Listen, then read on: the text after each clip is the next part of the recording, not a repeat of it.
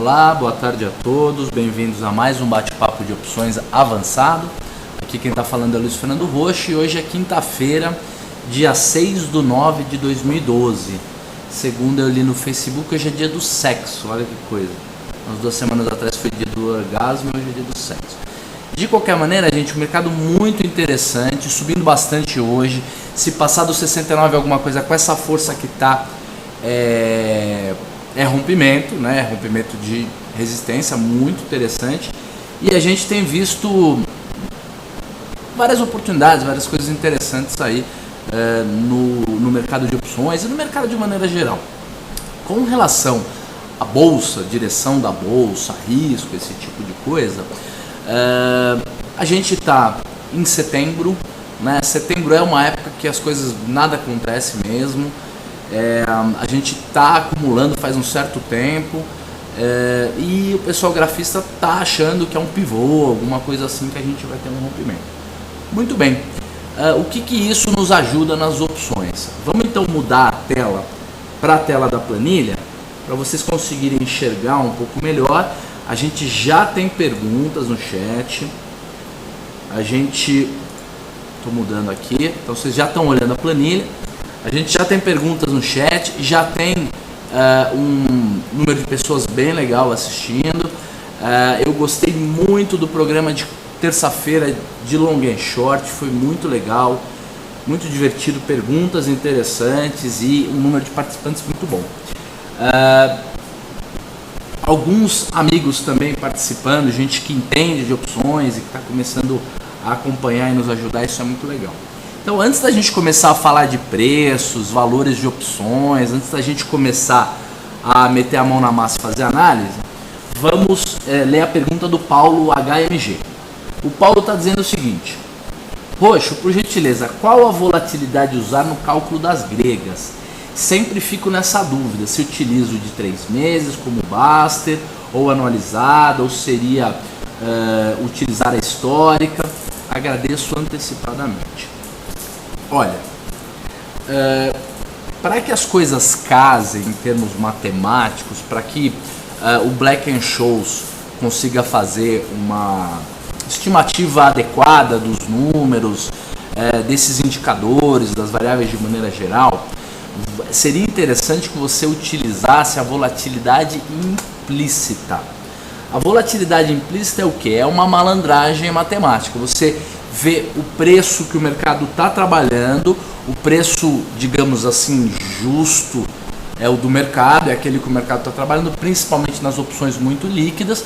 Você pega aquele preço, joga no modelo de Black-Scholes, essa planilha faz esse cálculo todo para a gente, vou mostrar como, e aí, na hora que você descobre qual a volatilidade que o mercado está utilizando para precificar aquela opção, você joga aquela volatilidade na planilha e aí ele vai te dizer como é que estão as gregas. Então, para você ter uma ideia, na nossa planilha aqui, ela já é toda automatizada. A planilha, ela é a mesma planilha, é uma base de uma planilha que a gente criou, sei lá, em 99 e vem melhorando essa planilha aí nos últimos 13 anos. Então, isso aqui não é uma ferramenta avançada, é uma ferramenta arcaica, mas ela é simples, dá para usar direitinho. Mas para vocês terem uma ideia, aqui é o preço real, ó, está escrito prêmio, é o preço real das opções, é o quanto está custando no mercado. Na hora que você digita o preço real aqui, ó, na volatilidade, se vocês verem, uma das variáveis da volatilidade é o preço real, é o prêmio. Então, na hora que você digita o preço real, onde está escrito vol aqui, vai haver um cálculo do Black-Scholes, um cálculo chamado volatilidade implícita mesmo. Essa é uma função que a gente colocou dentro do VBA, então é uma função que já está programada para a planilha fazer automaticamente, e ela te diz qual é a volatilidade implícita. Com essa volatilidade implícita, você joga no modelo e aí ele calcula para você o que? As gregas, tá?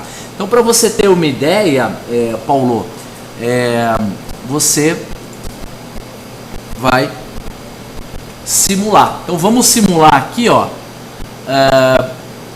para vocês terem uma ideia, o papel custando R$21, que é o preço que ele estava, ou está agora há pouco.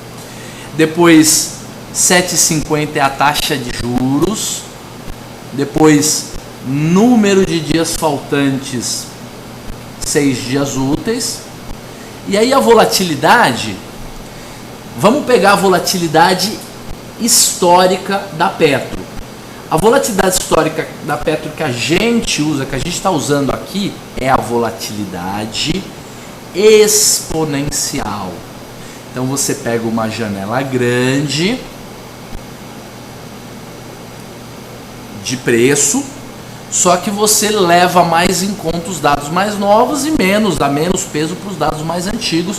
É o tal do EWMA, que deu até prêmio Nobel para o pessoal que desenvolveu a equação. O EWMA, ele é mais moderno, você coloca um lambda lá, e você tem um peso, se você quer muito peso ou pouco peso para os dados novos. E toda volatilidade que a gente usa sempre é a volatilidade anualizada. Por mais que você use uma base de 20 dias, 40 dias, 60 dias, 90 dias úteis, quer dizer, muito menos do que um ano, você sempre vai calcular a volatilidade por um dia e depois você vai elevar por raiz de 252. Você vai fazer elevado por 1 dividido por 252 e aí você descobre qual é a volatilidade anualizada. É assim que faz a conta. O Humberto tem uma pergunta também. Tomara que o Paulo tenha gostado da pergunta. Humberto diz assim: gostaria de saber a sua opinião. Estou fazendo operações de compra e venda de opções, mas eu estou me baseando no gráfico do ativo Petro 4 e Vale 5. Tenho tido ganhos e perdas, mais ganhos, que bom. Opero swing e day trade. Verifico que day trade dá mais certo. Você acha que no longo prazo pode ser ruim? Qual a sua experiência nesse caso? Fazendo um comentário antes, um amigo meu que sabe muito de mercado, está nesse mercado há muito tempo, me chamou aqui dizendo: Roxo, eu vou acompanhar o seu chat, eu vou fazer uma pergunta. Então, meu grande amigo, se você quiser fazer a pergunta, tá aberto aí o canal, faça a pergunta que quiser. Se quiser fazer a pergunta pelo Facebook também, eu olho e tento responder por aqui. Gente, esse cara mora em Nova York, é vice-presidente de um banco gigante, um dos 5 maiores, pra vocês terem uma ideia. Ele está acompanhando. Vamos lá. Então, Humberto pergunta o seguinte: eu opero opções, faço swing trade e day trade olhando o gráfico do papel, e ele tem visto que dá resultado principalmente com day trade, e ele está perguntando no longo prazo qual é a minha experiência sobre isso. Vou abrir meu coração para vocês, ser extremamente sincero, como eu tento ser sempre. É o seguinte, gente, day trade de opção é algo muito pouco rentável. As pessoas, na média, não costumam ganhar. Eu até hoje devo ter visto umas 4 ou 5 pessoas que ganhavam ou que ganham dinheiro sistematicamente operando opções, fazendo day trade. Porém, eu acredito que existem chances reais de uma pessoa dedicada, que corra atrás, que estude, ganhar dinheiro. Mas o principal conselho que eu dou para vocês é o seguinte: desenvolva um sistema de longo prazo. Quanto menor o time frame, quanto maior a frequência, quanto mais rápido você se propuser a operar, mais no longo prazo você tem que pensar. Olha que coisa antagônica, mas é a pura verdade, Humberto. Por quê? Porque se você vai operar muito rápido, não dá para pensar na hora. Você já tem que ter pensado no plano antes, você já tem que ter treinado o plano antes, você já tem que ter feito PP Trade, você tem que ter pelo menos 1 ou 2 anos de experiência nesse mesmo setup. Você tem que conhecer o setup na palma da sua mão. Por quê? Porque setup, gente, de day trade é algo muito rápido. Você tem que ter muita agilidade, você não pode pensar na hora. Então, desenvolva um setup, desenvolva um plano de longo prazo para operar no curto prazo. Não existe dica mais importante com relação a day trade. Primeira coisa. Segunda coisa, com relação a day trade giro de opção. O seu setup tem que ser extremamente simples. Terceira coisa, aquilo que as pessoas chamam de intuição só funciona para quem entende profundamente de algum assunto e para quem tem um planejamento extremamente bem feito. Por quê? porque aí a solução aparece como se o seu cérebro não tivesse trabalhado. Não é que ele não trabalhou. Na verdade, você já tem as informações e ele achou a solução mesmo sem você fazer a passagem lógica na sua cabeça. Intuição não funciona para quem não entende de bolsa. Se você não tiver 10 anos de mercado, a sua intuição não vai funcionar. Por quê? Porque nós somos péssimos estatísticos intuitivos. O ser humano, ele é um estatístico intuitivo horrível. Não sou eu que estou dizendo. Comprem o livro do Daniel Kahneman. Tem propaganda nas livrarias. É um livro de um ganhador de prêmio Nobel de Economia, popstar. Vai virar um best-seller. Se chama Pensando Rápido e Devagar. São os dois sistemas de pensamento. E ele explica isso matematicamente. São 600 páginas, sei lá, te mostrando como. Se você quiser fazer as coisas improvisadas, principalmente as coisas de curto prazo, você vai se dar muito mal, não vai funcionar.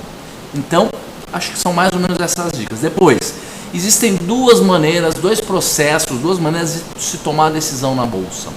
Ou você está comprando porque acredita que o mercado vai continuar subindo e já está subindo, e isso se chama acreditar no rompimento, apostas em rompimento. E o outro é, o mercado subiu muito, então eu acredito que agora ele está caro, vai cair. Apostas de retorno à média. O seu setup tem que ser ou um setup de retorno à média, ou um setup de rompimento, ou você tem que ter um setup de retorno à média e um de rompimento. Saber, por exemplo, que setup de rompimento, 80% das vezes falha, não funciona. Então você tem que ganhar muito quando ganhar, porque você vai pagar um monte de stop. Retorno à média, você tem 80% de chance de ganhar, mas quando perder, você vai perder um monte de grana, porque vai perder muito. Então você tem que ter um bom stop. Essas são as regras para quem quer trabalhar no curto prazo com opções. Vamos voltar para a planilha e vamos ver, tem várias perguntas aqui. O Tobias está dizendo o seguinte: hoje só faço operação menos direcional. BBA, Delta Red, Mesa, Strad, eu não sei o que é BBA, Tobias, ou eu sei e também não estou lembrando o que é. E ele está dizendo assim, fiz operações com opções direcionais, trava de alta, trava de baixa, etc. Por um tempo só levei fundo. Então o Tobias está mostrando a BBA, borboletas assimétricas. Legal. O Paulo HMG está dizendo o seguinte: eu faço trade de lançamento coberto, ou seja, tenho o Petro 4 e fico lançando e recomprando as opções. Legal, gente. É mais ou menos isso. Vamos aqui voltar para a planilha e vamos falar das nossas opções. A Petro, então, estava trabalhando na faixa... eu ia falar um pouco sobre a simulação e os preços de opções aqui na planilha, né? Desculpa, a gente foi para um lado e acabei indo para o outro. Com relação a qual volatilidade usar. Então, faça o seguinte, veja que a volatilidade histórica de Petro está em 28,31. Então, se você digitar 28,31 aqui e for ver as gregas, você vai perceber que, por exemplo, como a volatilidade da Petro I19 hoje está trabalhando na faixa de 45%, e você jogou 28,31, que é a volatilidade histórica para todas as opções, medida pelo passado, você vai ver, por exemplo, que enquanto o gama real da Petro I19 é 9%, o gama estimado pela volatilidade histórica de 28,31 é só 2 centavos. O Vega é 0,004 centavos no real e 0,001 centavo no estimado. Então tá errado também. O Teta também tá errado. Então, gente, não adianta. Se você quiser descobrir quais as gregas, quais os indicadores estatísticos atuais de mercado, você tem que saber qual a volatilidade implícita que o mercado utilizou, né, ou a histórica que o mercado utilizou para precificar aquela opção que a gente chama de volatilidade implícita. O Tobias está perguntando assim: Roxo, o que você acha de venda de put coberta pelo dinheiro? Então, no caso, seria uma venda de put descoberta, é isso, Tobias? Tenta explicar um pouco melhor, mas se for assim, simplesmente vender put, né, ou comprar o papel e vender put para diminuir o preço de custo, eu acho que não funciona. Por quê? Porque é aquele tipo de atalho, aquela molezinha que vai funcionar 80% das vezes, Mas quando não funcionar, você vai perder muita grana. O Tobias está dizendo assim, venda de put coberta por dinheiro é com dinheiro rendendo na renda fixa durante a operação. Então, Tobias, isso aí é venda de put descoberta, tá? Se você não cobrir com o dinheiro, nenhuma corretora vai deixar você fazer. Então, cobrir com o dinheiro é o mínimo que você está fazendo. Mas como você por exemplo, está vendido no papel, se o mercado cai, você vai ser obrigado a comprar o papel. Agora, mas se não, você pode cobrir com a venda do papel, por exemplo, né? Ou você pode cobrir com a venda de uma call. Existem outras maneiras de você cobrir a venda de uma put que não seja depositar dinheiro na conta. O interessante de você trabalhar com a put, vender a put descoberta, o mais interessante é isso. Você vai ganhar dinheiro na maioria das vezes, porque na maioria das vezes o mercado não vai afundar, só que você está fazendo o papel da seguradora, tá certo? Você vai estar vendendo seguro para a galera. Então, durante algum tempo você vai ganhar algum dinheiro, mas quando você perder, vai perder muita grana. Eu entendi. O Tobias está dizendo assim, eu só faço com ações que eu quero ter no longo prazo. Então, Tobias, se você aceita comprar a Vale ou aceita comprar a Petro e não tem problema com relação a isso, é outra coisa. Mas você tem que se perguntar isso de fato. Será que eu realmente quero ter esses papéis? Porque eu já vi muita gente fazer isso. Não, quando o mercado afundar eu compro, não ligo de ter Vale a 50 pau, porque hoje ela está 60, 59. Isso foi em 2008. E aí quando o papel chegou a 30, muita gente processou corretora, processou banco, tal, porque venderam aquela operação, aquele CDB turbinado lá. Como é que chamava aquilo? Esqueci o nome da operação.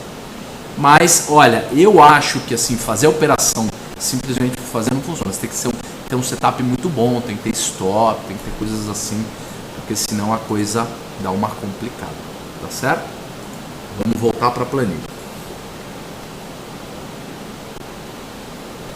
Vamos lá. A Petro 18 trabalha na faixa de 3,20. Pelo jeito, com essa volatilidade implícita de 61%, tudo indica que ela está mal precificada, essa opção. Provavelmente por conta de spread, né? Ela teve negócio antes do negócio do papel e comparativamente acabou ficando com a vol muito alta. Mesmo assim, como só falta 6 dias úteis, ela está pagando uma taxa miserável de 0,42% no período. 0,42%. Vamos ver a taxa aqui, ó. 0,42% no período. Ela tem R$2 de VI, ela tem 8 centavos de VE e ela está pagando uma taxa ao mês de 1,49%. Mas tem custo operacional na jogada, então tem que tomar cuidado. Agora, eu acho que você não conseguiria vender essa opção por esse preço, né? Porque 1,19, 49 não, 1,19 e está pagando só 0,34. Porque ela está muito cara. Acho que não vão pagar esse preço por essa opção, pelo menos não com uma volta tão alta assim. Depois a Petro 19 está 2,08. Strike está 19, o strike dela é de R$19 mesmo. 45% de vol, já é uma vol um pouco mais adequada, né? Ela tá na parede do Smile, tá lá na parte alta aí da parábola. Taxa que estão pagando é 0,42 no período e 1,49 ao mês. E olha que doido, a opção de R$20, que é de R$19,83, está pagando uma taxa pior. Por que ela está pagando uma taxa pior do que a I19? Por conta da vol. Porque ela está mais cara. A I19 está com VE mais alto. Olha lá. Enquanto a I19 tem 8 centavos de VE, a I20 só tem 7 centavos de VE. Então, muito provavelmente, a gente não vai conseguir. O Paulo HMG está dizendo o seguinte: lançar put tendo o papel não é a mesma coisa que lançar uma call? Existe alguma diferença em rendimento? Olha, na hora que você está vendido na opção, no papel, perdão, e comprar e vendido na put, você vende o papel e vende a put, são coisas diferentes, porque você vai ganhar na alta na put e perder no papel, e vai ganhar na baixa na put, não, desculpa, vai perder na baixa na put e vai ganhar no papel. Então eles são meio complementares. Em termos de rendimento, se o mercado ficar paradão, você vai ganhar uma taxa como se fosse um lançamento coberto. Você tem razão. E o Daniel está dizendo assim, Roxo, a venda de put do Tobias tem o gráfico e consequentemente o resultado igual ao lançamento coberto. É isso mesmo, é muito parecido com o lançamento coberto. E o Paulo está dizendo assim, Roxo, se tivermos tempo, explica mais sobre esse CDB que investiram com put, por favor. É o seguinte, muitos e muitos bancos na época de 2007 e 2008 faziam uma operação estruturada que se chamava, esqueci o nome, era um nome super elegante, desses nomes que o pessoal de Wealth faz, lindíssimo assim, mas na verdade era o seguinte, era uma aplicação de renda fixa, né? Você fazia um CDB e junto você fazia uma venda de put, é exatamente a mesma coisa. E ele te dizia o seguinte, olha, você vai ter um rendimento de 120 do CDI ou vai comprar Petro por R$40 dos dois, né, o pior, né? Então aí você acabava comprando Petro a R$40, sendo que ela já estava 30, 28, e é assim que funciona a estratégia. E era uma nota estruturada, você ia lá e dava de acordo lá com o teu gerente lá, com o teu gerente mesmo de private banking, e o cara acabava debitando da sua conta, fazia um CDB para você com essa estratégia. O Tobias está dizendo o seguinte, mas lembre-se, o dinheiro da cobertura ainda rende na renda fixa. A operação ela é boa em termos de rendimento, o Tobias, ela é ruim em termos de risco, né? Sabe o que você pode fazer para matar esse risco? Você pode fazer uma trava de put. Você vende a put mais cara e compra uma mais baratinha. Você vende uma put, sei lá, de 80 centavos e compra uma de 20 ou 30. E aí fica como se a gente estivesse fazendo aquela trava de baixa, né? Na compra do papel com trava de baixa ou alguma coisa assim. Então você vai lá, deixa o dinheiro na renda fixa, vende uma put cara, compra uma put baratinha, em termos nominais, né, em termos de strike, e aí resolve. Aí viraria uma trava. E o Daniel está dizendo assim, Roxo, ela é ruim em termos de risco, assim como o lançamento coberto. Também acho. Em termos de relação risco-retorno, né? O retorno é bom, mas a relação de risco-retorno, que acaba virando o que a gente chama de expectativa matemática, é baixa.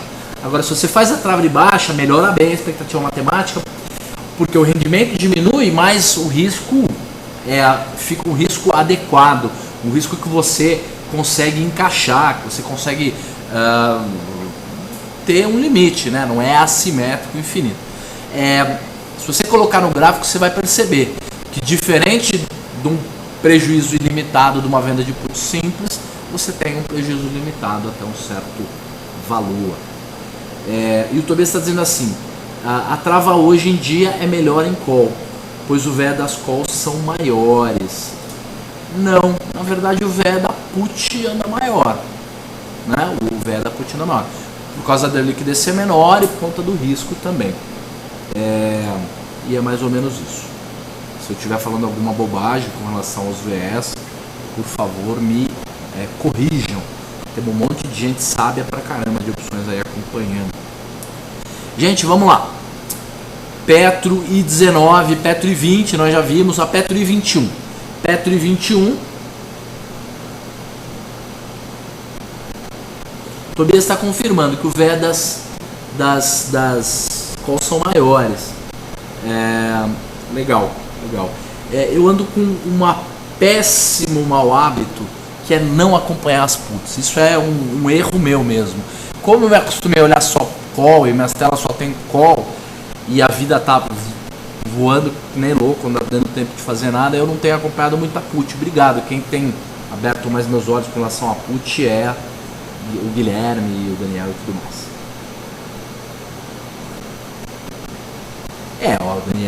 O Daniel Stand está dizendo isso.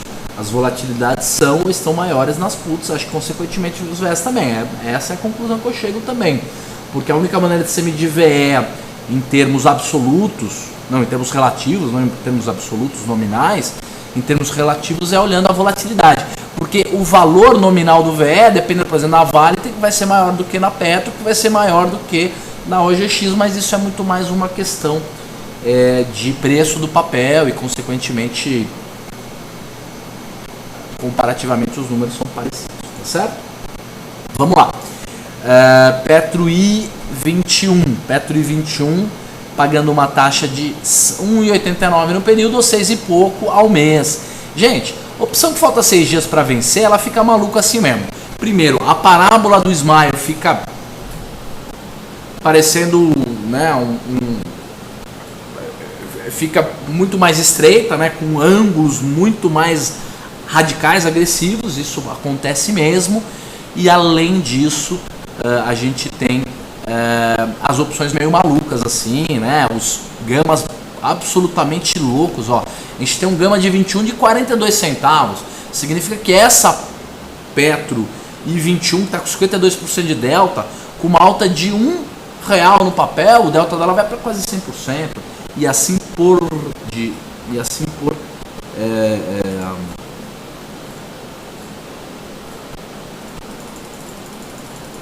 e assim todas as outras iguais, né? Vamos lá. O Tobias está dizendo assim, pelo menos nos últimos meses, todas as calculações que eu fiz, comparando travas de call, estavam maiores.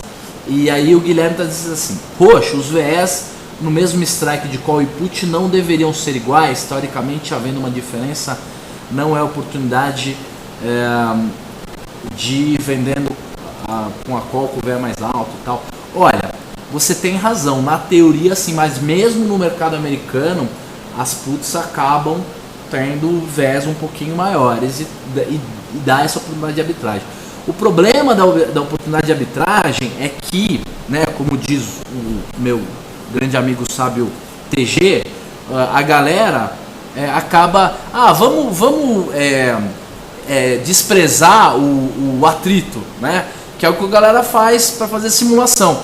Arbitragem sem custos operacionais. Não existe arbitragem sem custos operacionais. As arbitragens têm custos operacionais e aí acaba não dando tanta oportunidade de trade assim. Tá certo? E é o que o Tobias está falando. A arbitragem é só para bancão grande mesmo que não tem custo operacional e eles ficam fazendo. Além disso, tem o custo do hedge. Se você tem uma put torta, que você não tem uma call no mesmo lugar, onde você consiga fazer uma trava realmente adequada, o que acaba acontecendo é que você tem que pagar um preço pelo hedge, aí fica caro, né? Legal, que mais? Vamos continuar aqui nas opções. Petro J, ainda estamos começamos na J agora. Vamos ver a curva da vol? Olha a curva da vol na Petro I, vai de 60 para 50, passando rapidamente pelo 28, com uma curva bem agressiva. Imaginem, 60 de um lado, 40 do outro, e aí 28 no miolo.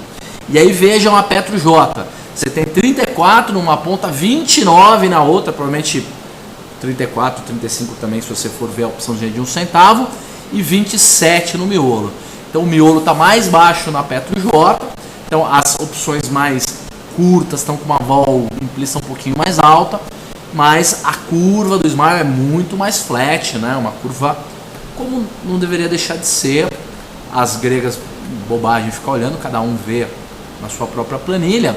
E as taxas estão assim, ó, no período 0,90 para quem fizer o financiamento na opção de 18 pau, 1,30 para quem fizer na de 20, 1,86 para quem fizer na de 21, deixa eu ver se é 21 mesmo, está tudo retinho, não, perto 18, 19, 20, na 21 a taxa está 3,57, mas essa taxa de 3,57 é uma taxa sem VI, significa o quê? Que o papel tem que subir um pouquinho. Não, na verdade é no dinheiro. Essa aqui é a opção absolutamente no dinheiro. O delta dela está 5 pontos acima do dinheiro só por conta do VS. Se o vencimento fosse hoje, essa opção teria que ter delta absolutamente 50, redondinho no meio do caminho. 3,57 de taxa e 4,10 de proteção. A relação proteção-taxa ainda é uma relação favorável para a proteção, o que justifica talvez esse tipo de estratégia. A Petro J22 está 47 centavos, 28,30 de vol e uma taxa de 5,29. E aí a gente tem a Petro J23 está 16 centavos, a Petro J24 está 7 centavos e a Petro J25 está 4 centavos. nenhuma oportunidade de vaca, a não ser Petro J24 com 25, você tem 7 centavos com 4 centavos, mas ela é torta. E aí você tem também a Petro J21 com J22, 86 centavos com 47, mas acho que não vale muito a pena porque ela é muito dentro da grana. Além disso, olha lá, tem 83 centavos de distância apenas ao invés de R$1. Além disso, 47 vezes 2 dá 94, menos 86 dá 8 centavos de crédito. E um pozinho na I teria que ser um pozinho na 23 ou na 24. 23 ou 24, olha, 23 dá 3 centavos. Quem sabe, pensando desse modo e travando na 23, poderia dar uma boa. Mas se passar uma semana inteira, o teu pozinho vira pó, você vai ter que comprar um pozinho mais curto depois. E o Tobias está dizendo o seguinte, tipo aquela operação de box é muito cara para home broker.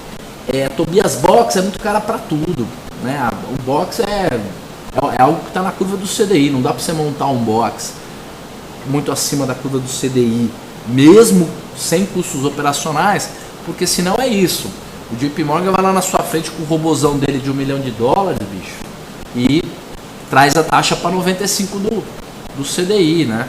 É assim que acaba acontecendo. Petro J23, 17, isso aqui tudo nós já vimos, né? Vamos ver a Petro K. Petro K tá assim.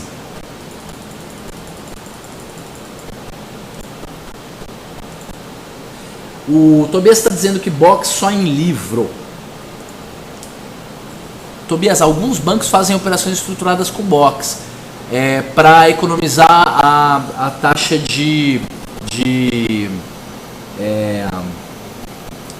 do fundo garantidor de crédito. Então, ao invés de ele fazer um CDB tipo a 101 e ter que pagar o fundo garantidor de crédito, ele faz o quê? Ele faz um box no café ou no dólar, alguma coisa assim,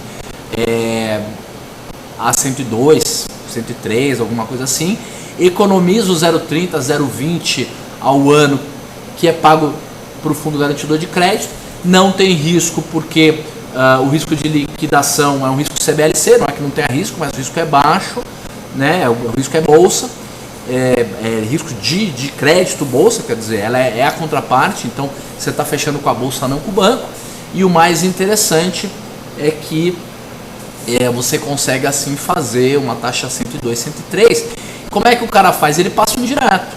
Ele é a tua contraparte, né? A tua contraparte final, né? E assim que funciona. Legal. O Guilherme está dizendo assim: Roxo, conhece uma operação chamada Iron Condor? O pessoal é criativo, né? Eu conheço, sabe o que? Como é que chama? Que a gente brinca? Pterodactyl Gold. Que deve ser melhor até do que o Iron Condor. Mas acredito que deve ser assim. O Condor Iron ele deve ter mais curvas e tal, é uma coisa assim. É parecido com a mesa, acho que é isso. Se vocês quiserem ver um bom livro tô pegando um livro aqui, desculpa. Se quiserem ver um bom livro para consulta, compra o Luiz Maurício aqui, ó. Procure ele no Facebook em algum lugar, Luiz Maurício da Silva, compra o livrão dele. Se ele quiser cobrar 300, 400 reais de você fala, faz mais barato aí que tá caro. Ele faz, acho que faz. Vamos lá.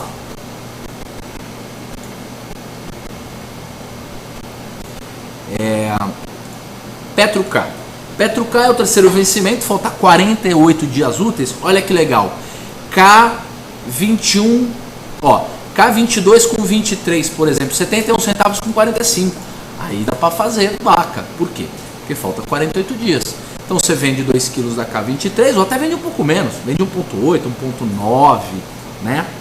E compra 1 kg de K22 e ainda compra um pozinho aí na J, tranquilo, dá para fazer. Mesmo a K23 com 24, como ela tem 1,17 de distância, 22 centavos com 45, faz um para 2.1, alguma coisa assim, compra um pouco mais no pozinho você compra uns 2,5 kg de pozinho, resolve, dá para fazer legal.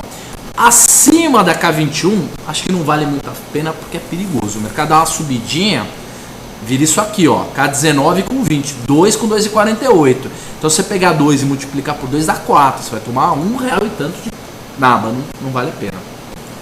Gente, agora que eu lembrei, eu montei a palestra de dicas operacionais que eu prometi pro Daniel, nosso mais antigo e fiel acompanhante aí do chat, sem nenhum tipo de duplo sentido na palavra acompanhante. Vamos lá, vou abrir aqui, dicas operacionais.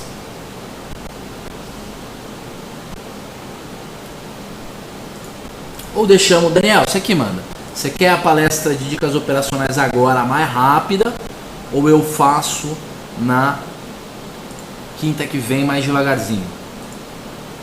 Tá pronta, são 8 slides, 8 dicas, podemos mostrar as 8 dicas agora, no final, quando der 40, 45 minutos, a gente lê, e aí todo mundo pensa nas dicas, e semana que vem, aí eu falo sobre cada uma delas.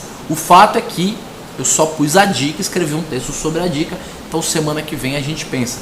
E aí vocês pensam se a gente pensou na mesma, vocês depois discutem ou chegam a uma conclusão se a gente chegou mais ou menos na mesma conclusão. Podemos fazer assim. Então vou terminar de falar sobre o mercado, e aí a gente mostra as dicas, e na semana que vem a gente faz um bate-papo sobre as dicas. Vamos lá.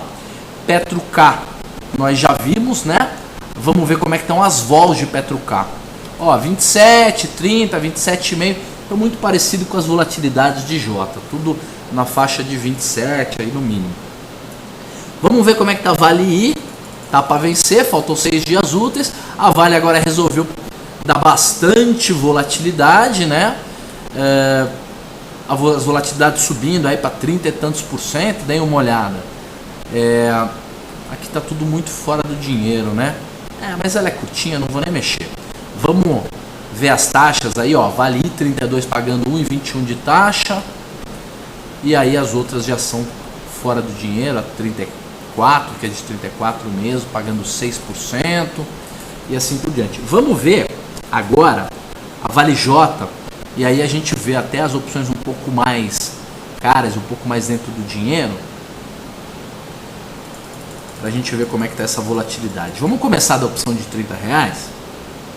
Acho que foi o que a gente fez semana passada, né? R$180 o livro do Luiz Maurício. Aonde? Coloca lá no chat pra gente. O TG vai colocar pra gente o link para comprar o livro do professor Luiz Maurício. Depois vocês avisam pro Luiz Maurício que eu tô fazendo jabá dele aqui ao vivo. Pra ele fazer jabá do meu também. Legal. Vamos lá. Vale J30 tá 4,41. Ó a curva da vol. 30% de vol. A J31, 22% de vol, tá mal precificada. Isso aqui provavelmente a opção estava abaixo, né? Por conta de negociação, de atraso no preço. Aí a J32, 27, entre 27 e 28%. Já voltou, né? Já voltou aí a volatilidade da Vale, que estava pagando legal na semana passada.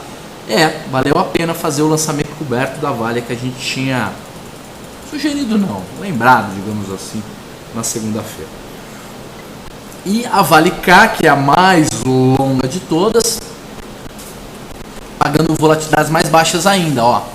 Volatilidades que vão de 27 até uns 24, 25 de vol. Quanto mais longo, mais baixa, né, a volatilidade. Então, de fato, acredita-se que a vol da Vale vai cair. Porém, eu não acho que a vol da Vale vai cair. Opinião, nunca dou minha opinião. Eu não acho que a vol da Vale vai cair. Volatilidade de Vale a 25, 26% é para comprar. Sabe por quê? Porque o minério tá maluco, tá que nem um doido. Ele foi de $130 para 90, já subiu um pouquinho. Então, gente, esse minério não vai parar de oscilar de uma hora para outra, tá? Então, eu, sinceramente, não acredito muito em volatilidade de Vale caindo, não. Mas, entre o que eu acredito e a verdade, gente, é simplesmente tudo, né? Porque É só o que está na minha cabeça, né? Entre isso e a verdade tem um longo caminho. Muito bem, volatilidades de Petro, de Vale, longas, baixas. Vamos ver como é que está a OGXI. OGXI, a OGX resolveu dar uma melhoradinha. Mas já voltou, né? Fechou a 6 e estava fechando para 6,30, ela trabalhou na faixa de 6,50 hoje. Volatilidades para as opções mais curtas de OGX, entre 60 e 56. Tem uma de 17 aqui, mas isso aqui é erro de precificação, erro de negociação, né? Estava desajustado. E pagando aquelas taxas enormes lá, se você tiver estômago para aguentar a variação maluca da OGX. Taxas que vão de 6, 9% dentro da grana, né? Dentro da grana. Taxa de 9% opção dentro da grana, muito legal. OGXJ, volatilidades que vão entre 60 e 55, então levemente abaixo das mais curtas, né? As longas são levemente abaixo das mais curtas, e as taxas também dentro do dinheiro de 4 a 7,5% ao mês, né? E assim por diante. Falamos de todas. Gente, vou mostrar para vocês agora os slides que a gente montou eu e o TG sobre as dicas operacionais, e depois a gente vai lá e semana que vem e faz realmente o bate-papo. Acho que dá para levar uns 15 ou 20 minutos de bate-papo. Então, vamos pôr aqui o slide.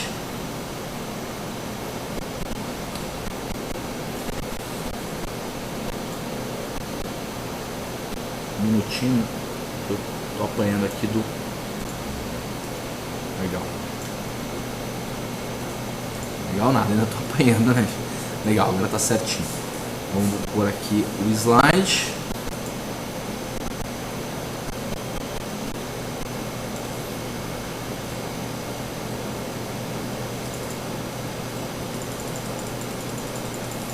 Pronto, agora vocês vão ver o slide. Então, dicas operacionais é o nome do bate-papo. E dica 1: gaps pulam stops. Já imaginaram sobre o que nós vamos falar? Então, a dica é a seguinte: a pior coisa que pode acontecer com você não é ser estopado. Coisas piores podem acontecer. Leve isso em consideração ao montar sua estratégia. Dica 2: você vai errar. Você vai ter erros operacionais. Então, tem todo um blá blá blá aí que a gente criou. 3: não trabalhe ofertas. Não trabalhe as ofertas. Não vou falar mais nada. Pensem a respeito disso. 4: tenha um equipamento confiável. O equipamento dá merda direto, e aí você fica bravo, aí você xinga todo mundo, dá tudo errado, aí você põe a culpa em Deus, só comigo que as coisas acontecem errado e tudo mais. 5: passe o risco para alguém. Gente, se der para terceirizar a execução, pagar um pouco mais caro para a corretora, colocar um robô, alguma coisa, passe o risco para alguém. Isso quando você for um cara grande, estiver operando um volume grande. Enquanto for menorzinho, a melhor solução sem dúvida é o home broker, mas tem que ser um home broker parrudo, não adianta ser aquelas ferramentinhas ruins. 6: esqueça o quadro de ofertas, foque nos controles. Vamos voltar a falar sobre o quadro de ofertas, mas são dicas diferentes do que aquela outra. 7: simplifique.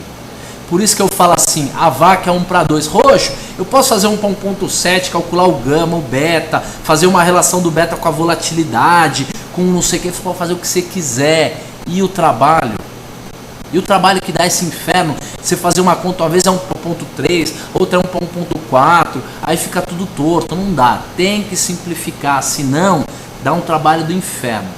8: não busque culpados. Isso é fantástico. Gente, eu aprendi com o espanhol. Eu trabalhei com o espanhol no banco. Tudo era culpa de alguém. Não estou dizendo que o espanhol é assim. Ele era assim, tá? Resmungão. A culpa é sempre nossa, gente. Não põe a culpa na corretora, não põe a culpa na bolsa, no Bernanke, não põe a culpa no Banco Central, nem na Dilma. Se você está levando uma naba enorme, se o Gaps pulou seu stop, se a bolsa saiu do ar, a culpa é sua. Quem vai levar prejuízo é você, cara. Você que tinha que ter pensado nisso antes. Essas são as dicas. Não são muito boazinhas não, né? Mas são dicas importantes. Gente, muito obrigado. Tá certo? Foi muito legal a semana, as pessoas estão participando, eu estou gostando bastante, cada dia mais de fazer esse programa. Ótimo feriado, entendeu? Ótimo feriado, novamente de leve na pinga, entendeu? Faz um churrasquinho, seja feliz, cuide da sua família, leia, aproveita que a tua esposa vai fazer aquele tratamento, ou vai fazer um trabalho, ou vai visitar a sua sogra. Leia aquele livro de finanças que você começou a ler, aquele livro denso, pesado, o Cisne Negro, o Taleb, o Mandelbrot, seja lá quem for que você vai ler, usa para ler, entendeu? Isso aí, relaxado, como se fosse uma diversão. Um grande abraço para todo mundo, tá bom? E segunda-feira tem mais bate-papo básico.